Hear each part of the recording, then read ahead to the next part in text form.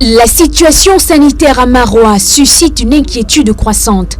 En moins de 24 heures, le nombre de cas de choléra a considérablement augmenté, passant de 17 à 27. L'arrondissement de Maroua 3, le plus affecté, enregistre à lui seul 23 cas, dont un décès tragique, celui d'un enfant de 5 ans.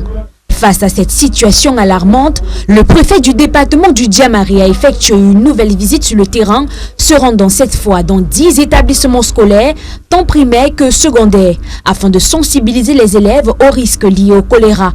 Si vous commencez la maladie à midi, à 15 h, vous pouvez mourir. Dans les heures qui suivent, que la particularité c'est la diarrhée, et vous allez vider tout votre organisme de l'eau qui se trouve.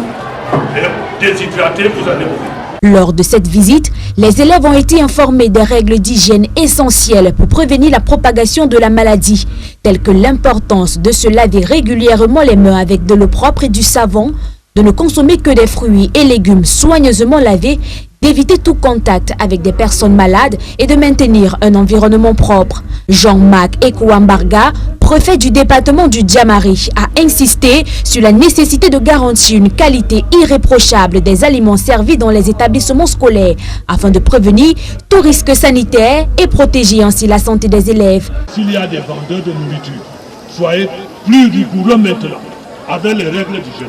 Ça commence par là.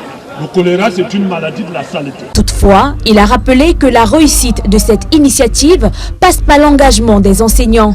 Le préfet a invité ces derniers à travailler de concert avec les autorités pour limiter la propagation du choléra et préserver la santé publique. Le choléra est une maladie particulièrement virulente. Le coefficient de contamination est très élevé.